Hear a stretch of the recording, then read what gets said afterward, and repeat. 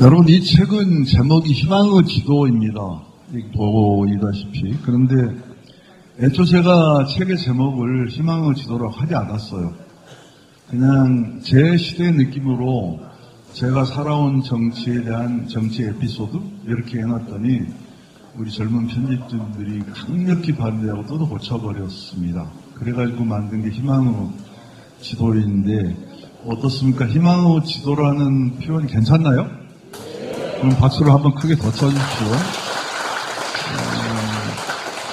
우리 출판사는 출판그룹 상상입니다. 상상.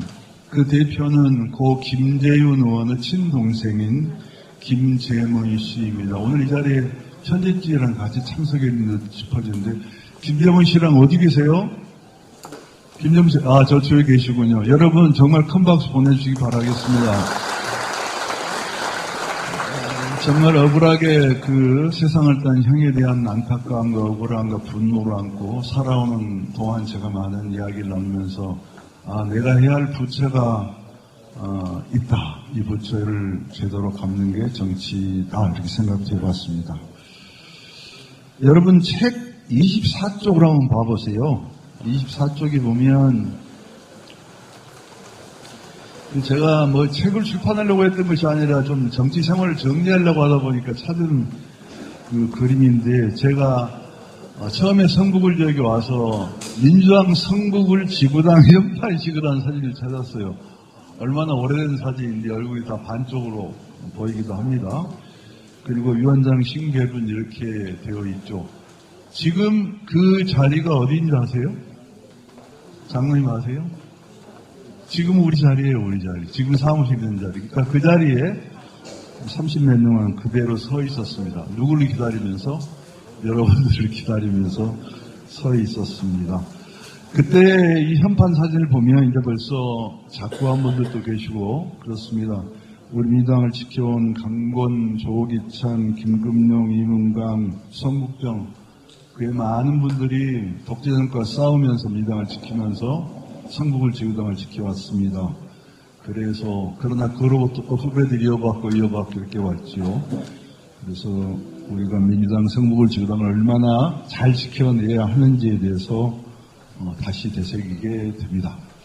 제가 그때 처음 왔을 때 제일 먼저 서서 당원님들께 말했던 것 한마디가 있습니다. 저는 성북에 뼈를 묻겠습니다. 그랬었죠. 기억나시나요? 저는 성북에 뼈를 묻겠습니다. 그런데 그 후로 후배들이 이 표현이 이렇게 과격하면 됩니까? 뼈를 묻겠다니요. 여기 너무 표현이 과격하다고 그래요. 그래서 그러긴 하네요. 그런데 그때 제 마음이 정치 풍토가 너무나 좀 슬펐어요. 분노를 느꼈어요.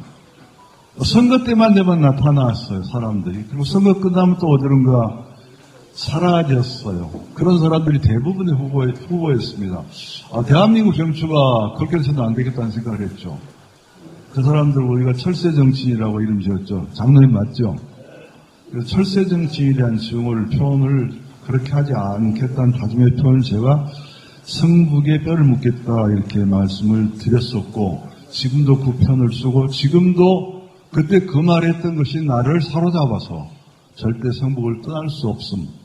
성북을 떠나지 않음을 이렇게 스스로에게 다짐한 계기가 되었던 것이라고 생각합니다. 다시 말씀드리지만 32년째 화랑로 96번지 수업빌딩 2층은 민주당 성북을 지구당을 역사 깊은 자리고 유서 깊은 자리고 수많은 선배 당원들의 슬픔과 좌절과 고통과 영광이 쓰여 있는 그런 곳이죠. 그래서 그걸 잊지 말자는 뜻으로 제가 그 사진을 넣어놨습니다.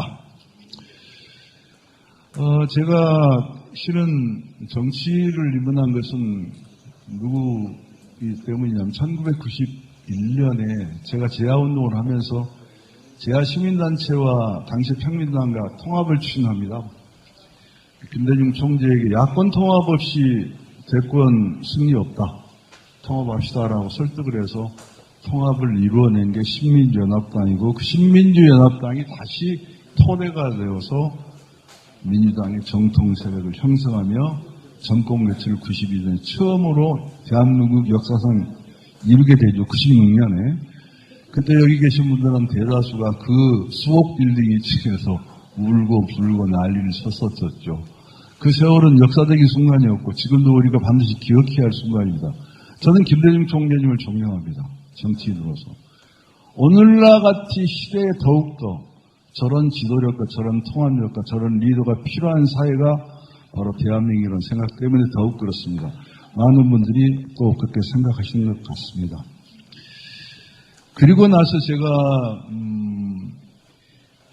김대중 대통령님과 함께 일하고 보고 배우고 하면서 저 나름대로의 정치적 뜻도 세웠지만 나중에 이제 노무현 대통령 후보가 되면서 노무현 대통령 후보께서 저에게 비서실장을 맡아달라고 여러 차례 요청을 합니다. 그래서 제가 마지막에 좀 귀찮더라고요. 그런 거 안 하고 싶었는데 그래서 이제 제가 한번 하루만 생각해 보겠습니다. 그러니까 뭐라고 하시는지 아세요? 아니 남들은 다 하려고 하는데 뭘 또 하루를 또 뭘 생각해요. 그렇게 말씀을 하셨습니다. 그래서 그래도 저는 그때 이제 같이 상의할 사람들이 있었기 때문에 김대태 선배라든가 몇 분들하고 상의를 했더니 다 가서 해야 한다고 해서 일하게 된 게 노무현 대통령의 비서실장으로 일하게 되었습니다. 제가 좀 제일 마음이 아픈 게 후보 단일화 때도 참 고생을 많이 했지만 후보 단일화를 하고 나서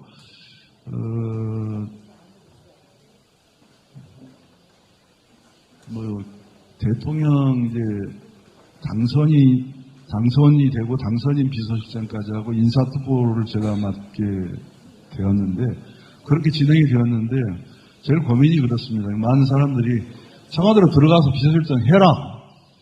당연히 그렇게 돼야 되는 것 아니냐 이런 의견들이 대부분이었을 때 제가 내린 판단 하나 때문에 제 마음, 제 인생 모든 길들이 좀 뒤틀린 적이 있었습니다.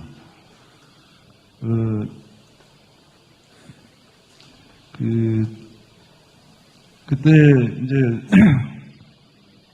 제 생각에는 청와대 비서실장으로 가고 싶은 사람들 수두룩했어요. 막 줄을 섰어요. 근데 대통령도 저렇게 사람이 많은데 나까지 끼어들면 곤란할 것이다 생각도 하나 했고 또 하나는 저는 그렇게 생각했습니다. 미국처럼 대통령과 같이 백악관에 들어가거나 청와대에 들어가는 참모들은 대통령과 정적 운명을 같이 해야 한다고 생각했습니다. 대통령이 퇴진하면 다 물러난다고 생각했습니다. 다시 말하면 참모가 다른 정치적 야심을 갖고 있으면 안 된다는 생각을 했었어요. 그래서 그런 생각을 말씀드렸던 겁니다. 대통령님, 청와대 참모는 대통령과 정적 운명을 같이 해야 합니다. 이제 청와대 인선도 마무리되었으니까 저는 이쯤에서 물러나서 제 갈 길을 가겠습니다. 이렇게 말했습니다. 저는 너무 말을 잘했다고 생각했어요. 넌 잘했다고 생각했어요. 근데 많은 사람들이 저한테 물어봐요. 최근에 어때 그때 대통령을 따라가지 않았느냐. 그러다가 어느 후배가 대통령을 만나고 와서 저한테 물어봐요. 대통령 서운하게 하신 적이 있습니까? 그래서 서운하게 한 적이 없거든요. 서운하게 한 적이 없습니다. 그래. 없다 그랬더니 잘 생각해봐라. 대통령한테 뭐라고 말했냐. 그래 그대로 말했죠. 청와대 참모는 대통령과 정적 운명을 같이 해야 되고 그렇기 때문에 저는 제가 할 길을 가겠습니다. 이렇게 얘기했다고 그랬더니 그분이 아이고 이거 후배인데 나한테 형 그렇게 말을 비유해서 계름이 형이 나한테 나랑 같이 비서실에 일할래 그런데 아니요 안 갈랍니다. 제가 할 길을 가겠습니다. 기분이 좋을 사람이 어디 있습니까? 그래요. 그렇게 생각해보니까 전 말 잘못한 것 같고요. 그런 기분 문제뿐만 아니라 이후에 여러 가지 정치적 변화가 생겼을 때 저뿐만 아니라 대통령의 변화가 생겼을 때 이것은 나의 잘못된 판단이었다. 같이 가서 싸워야 하고 그분이 죽으면 나도 죽는 거다. 이렇게 생각을 못했던 것은 아닌가 하는 생각을 했습니다. 아니 후회하게 된 대목이 있었습니다. 근데 한번 여기 영상 준비하신 거 있는 것 같은데 후보 단일화 과정하고 몇 가지 좀 보고 넘어가야 될 것 같군요. 민주당 노무현 후보와 국민통합21의 정몽준 후보가 이르면 이번 주말쯤 만날 것으로 보입니다. 후보회담 시기와 의제를 놓고 신경전을 벌여온 민주당과 국민통합21이 일단 빨리 만나자는 데 합의했습니다. TV 토론하려면 최소한 일주일 이상의 시간 여유는 있어야 되지 않겠습니까? 그러니까 되는 방향으로, 만나면 되는 방향으로 하자. 안 되더라도 문을 닫아야 할 때 닫도록 하자. 다음 소식입니다. 노무현 후보와 정몽준 후보가 잠시 후에 단 둘이 만나서 후보 단일화 문제를 직접 논의합니다. 모든 걸 다 얘기해 주시죠. 민주당은 이에 앞서 어젯밤 조건 없는 두 후보 간의 만남을 수용했고 통합21은 선대위 간부들을 소집해 회담 대책을 집중 논의했습니다. 문제는 시간이 허락하는 한 될 때까지 노력해야지.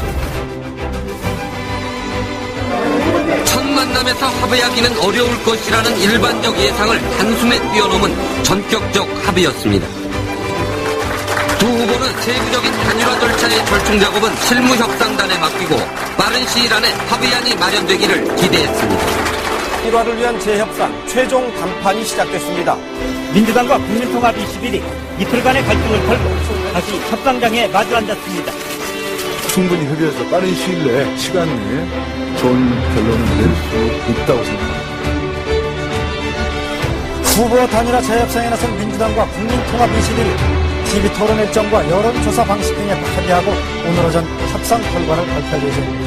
오늘 새벽까지 이어진 철회 협상에서 TV토론 일정과 방식, 여론조사 방식 등 단일화 관련 합의 내용을 부분적으로 재조정했습니다. 기존에 했던 중에서 변화된 분이 한 분이 계시는데 그 한 분이 긍정적인 역할을 양당은 심야 회동에서 재조정한 합의 내용을 오늘 오전 기자회견을 통해 공식 발표할 예정입니다.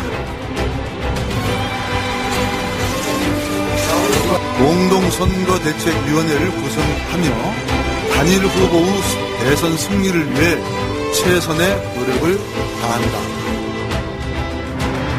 극적인 단일화 합의에 이어서 이제 이렇게 TV토론까지 끝났지만 불씨가 전혀 없는 것은 아닙니다. 역선택을 방지하고 경쟁력 있는 후보를 선출할 수 있도록 모든 문제점을 조정하였다.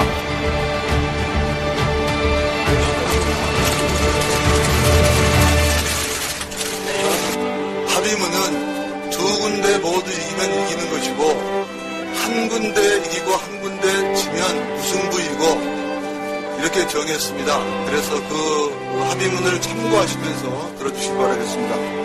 노무현 후보 46.8%, 정몽준 후보 42.2%로 노무현 후보가 이겼습니다.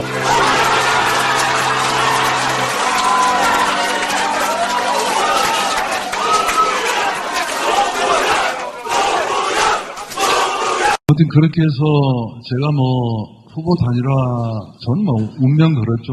단일화 잘못되면 지면 정치 그만두는 것이었으니까 목숨 걸고 한 것인데 실은 당시 민주당의 분위기는 별로 안 좋았습니다. 그런 것에 반대하는 사람들이 존재했고 마지막 협상 담판장으로 가는데 그 시선이 싸늘해요. 잘못되면 너 죽는 거고 당도 죽는 거다 이런 걸 도와준 사람 없었습니다. 혼자 간 겁니다. 혼자 가고 노무현 후보만이 지원을 했었죠. 그런 어려운 과정인데 어쨌든 성공을 해서 그것이 조금 도움이 돼서 후보가 본선에 이겼죠. 참 좋은 선거였고 좋은 경험이었습니다. 그런데 제가 인사특보까지 맡게 되니까 참 너무 과중해졌는데 많은 청와대 인사들 선발하는 과정에 제가 저의 사람을 보내지 않았습니다. 추천받은 사람을 보냈고 근데 딱 4명은 제가 청와대로 같이 가도록 주선했습니다. 4사람이 누구냐면